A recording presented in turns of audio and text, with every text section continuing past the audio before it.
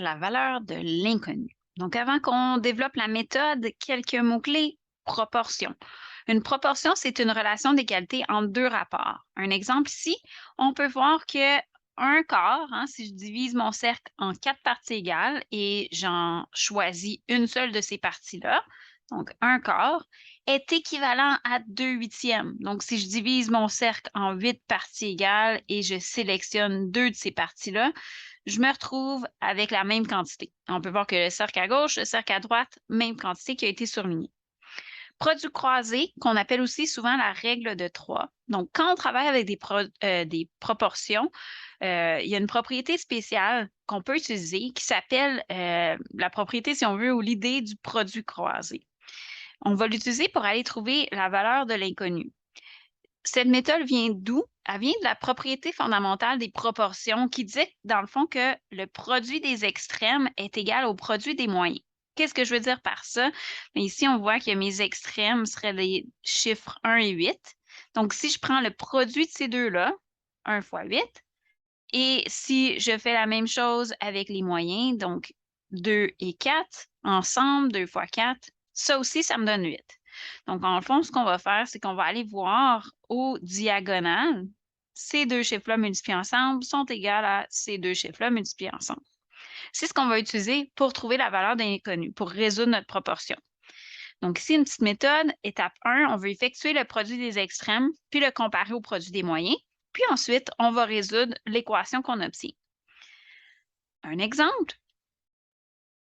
Ici, en A, on a x sur 36 est égal à 5 sur 6. Donc, je vais aller multiplier le 6 avec le x, le 5 avec le 36. Je n'ai pas de calculatrice ici, donc rapidement, 36 fois 5, 5 fois 6, 30, 5 fois 3, 15, plus 3, donc 180. 6x est égal à 180. D'accord, maintenant, je veux isoler x. Moi, je veux trouver la valeur de l'inconnu. Donc, je vais diviser les deux côtés de mon équation par 6 et obtenir 30. Une autre façon que j'aurais pu procéder avec cette question-là, quand on avait, dans le fond, le 6x est égal à 5 fois 36, je pourrais effectuer une division par 6 des deux côtés ici. Hein, si je divise par 6, 6x, je vais obtenir x. Et si je divise le 5 fois 36 par 6, mais ça ici, je peux le diviser par 6, puis il va me rester 6. Donc, je vais avoir 5 fois 6 qui est 30.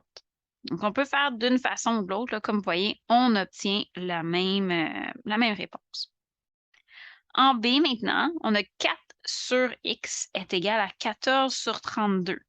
Donc, il va falloir que je fasse 4 fois 32 est égal à 14 fois x. Donc, ce produit-là va être égal à ce produit-là.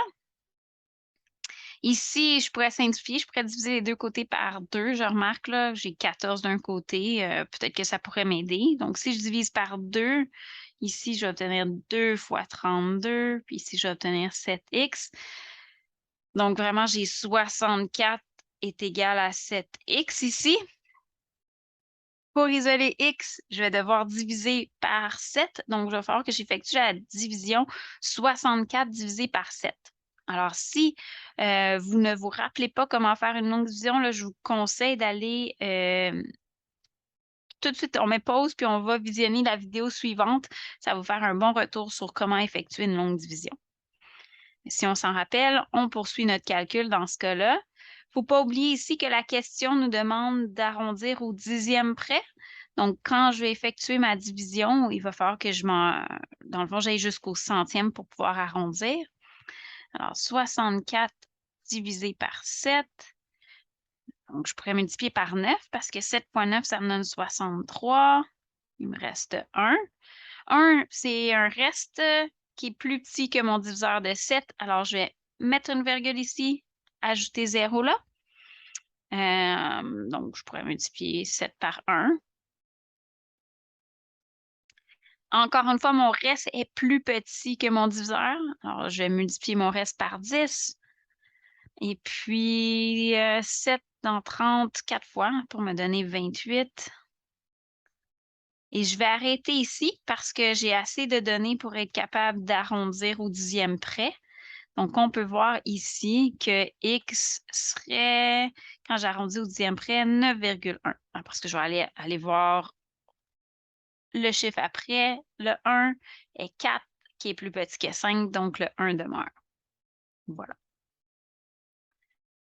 Un autre exemple, ici, on veut arrondir à l'unité près.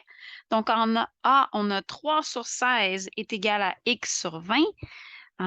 Donc, on peut conclure que 3 fois 20, je vais le calculer tout de suite dans le fond, 3 fois 20 est égal à 16 fois x. Donc, rendu à cette étape-là, si on est capable de simplifier, on le fait, ou on passe directement à la longue division, c'est comme vous voulez. Donc, si moi, j'en marque entre 60 et 16, il y a un facteur de 2. Fait que je vais diviser par 2 les deux côtés de mon équation. Donc, il me reste 30 et 8. Je pourrais encore diviser par 2, 15 et 4. Puis là, ben, j'ai pas le choix d'aller par la longue division maintenant. Donc, 15 divisé par 4. Je vais y aller avec 3 pour débuter. 3 fois 4 me donne 12. 5 moins 2, 3. 3 est plus petit que 4. Donc, je vais ajouter une virgule, multiplier mon reste par 10. Et je garde toujours en tête que je vais arrondir à l'unité près ici. Ça veut donc dire que j'ai besoin d'aller chercher le dixième dans ma division. 30 et 4, 7. 4 fois 7, ça me fait 28. Il reste 2. J'arrête ici. J'ai assez de précision. Moi, je veux arrondir à l'unité près. Donc, je vais voir le chiffre après l'unité qui est 7. Ce chiffre-là est plus grand que 5. Donc, ma réponse, quand j'arrondis à l'unité près, serait 4. En B, 5 sur 4 est égal à 18 sur x. Donc, le produit des extrêmes est égal au produit des moyens. 4 fois 18, rapide comme ça dans ma tête, je ne suis pas certaine. Allons voir. 18 fois 4. 4 fois 8, 32. 4 fois 1, 4 plus 3, 7. OK, fait que 5x est égal à 72. Je ne peux pas vraiment simplifier, il n'y a pas de facteur commun entre 5 et 72, donc je vais y aller avec ma division. 5 rentre dans 7 une fois. Il me reste 2, je descends le prochain nombre. 4 fois 5, ça me donne 20. Il reste 2. 2 est plus petit que 5, donc je peux ajouter une virgule, multiplier mon reste par 10. Et je vais y aller avec 4 parce que 4 fois 5 me donne 20. On me demande d'arrondir à l'unité près. 4, c'est à la position d'unité. Le chiffre après est 4, qui est plus petit que 5. Donc, ma réponse arrondie à l'unité serait 14.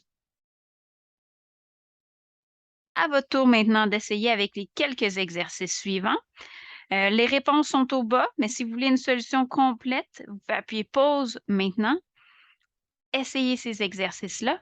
Et quand vous serez prêt, poursuivre la vidéo pour voir le solutionnaire avec les calculs. Donc, pause maintenant. Voici les solutions complètes pour les exercices. C'est ce qui conclut notre capsule. J'espère que celle-ci vous a aidé à mieux comprendre comment trouver la valeur de l'inconnu et que ça vous a donné le coup de pouce dont vous aviez besoin.